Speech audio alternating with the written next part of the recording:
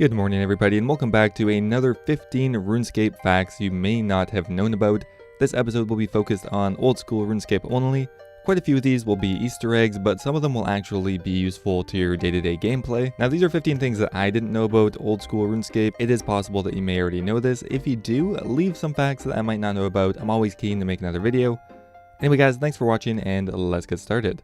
Alright, coming up first here is something that's actually really useful and I didn't know until recently, but did you actually know that there is a separate hop timer between a mobile and PC?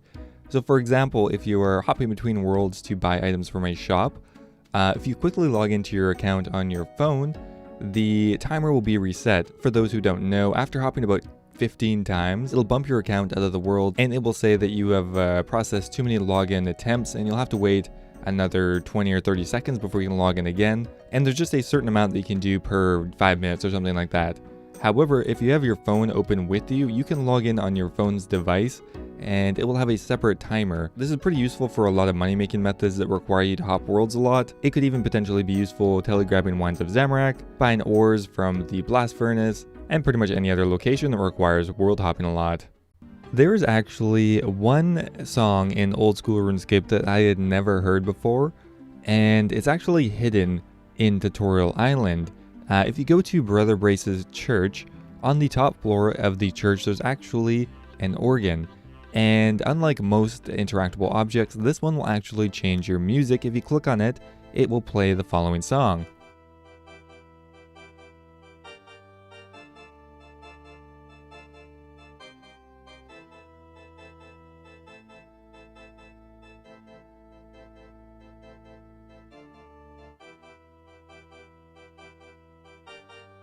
I think this is pretty cool. Jagex put a lot of effort into putting little Easter eggs scattered around RuneScape, and I think it's pretty cool that they even put it on Tutorial Island. Okay, next up here is something that I am a little embarrassed that I never knew about, and that is control click running. If you don't know, if you click at a location normally, you will run or walk depending on if it's turned on or not. However, if you are holding the control button and then left click location, you will run there even if your run is not turned on. This is pretty useful for making little micro adjustments and generally is just a good quality of life feature I never knew about. If you have to switch between walking and running a lot, the control click button is extremely useful because you can walk to one location, control click again to run. Maybe if you're PKing and you don't have time to turn it on quickly, control clicking a location would be advantageous. If you're holding control and clicking a location, you're going to run all the way there unless your run energy runs out, even if you take your finger off the control button, but still an extremely useful feature. Did you know that farming in the past used to be quite a bit different? Originally, when you planted a seed or a sapling, you used to be able to dig it up right away. However, pretty quickly after that, they changed it so you were unable to do that. Now, at first glance, that sounds like a pretty minor change. However, it was having a pretty significant impact on the skill itself. Now the problem with being able to dig up your plants before they are grown is that it turns it into kind of more like a viable skill to be able to plant the seeds, dig them back up and plant them again. And that's very counter to what farming is supposed to be.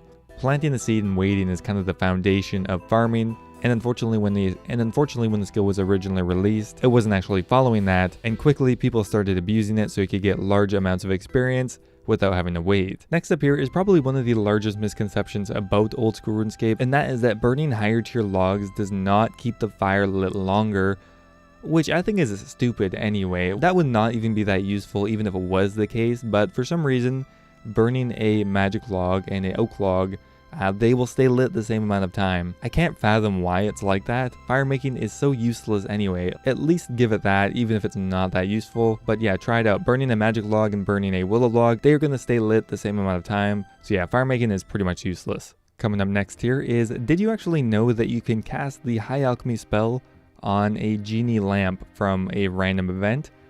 I don't think you get any gold from it, but correct me if I'm wrong. I don't actually want to do this myself because, you know, Genie lamps are actually useful, but I did see a video on Reddit of someone alching about 5 or 6 different Genie Lamp randoms. I think it's kind of interesting that they even allow you to alch it because it's an untradeable item. You can't even bank it.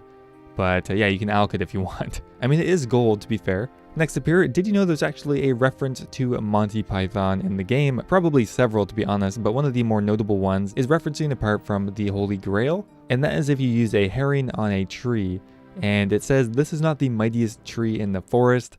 You must cut the mightiest tree in the forest with a herring.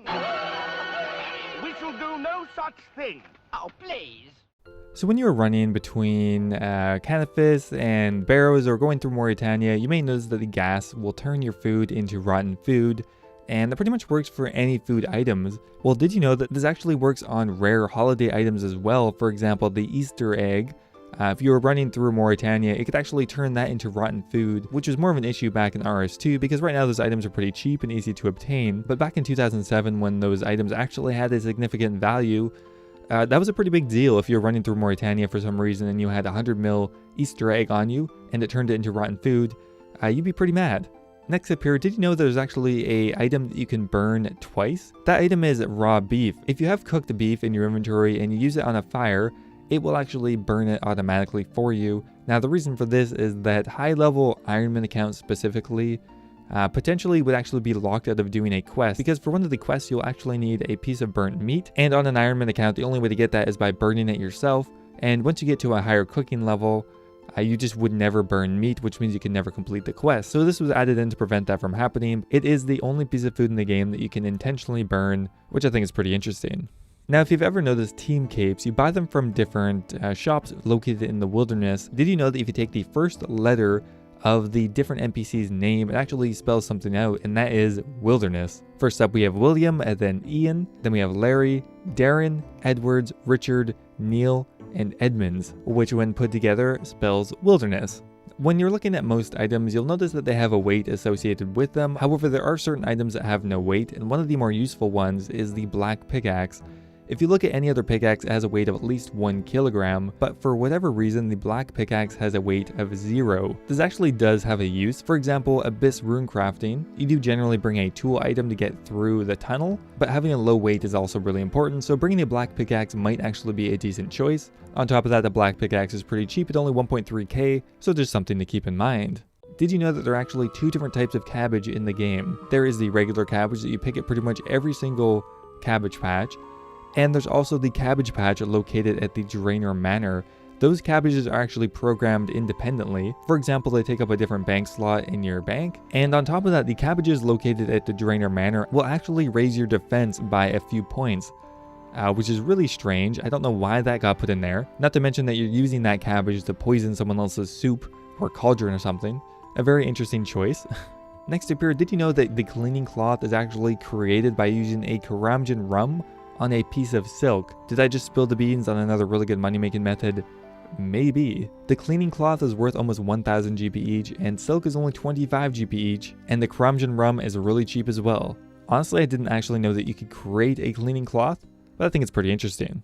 Next up here, did you know that there's actually an evil chicken in the Champions Guild chicken coop?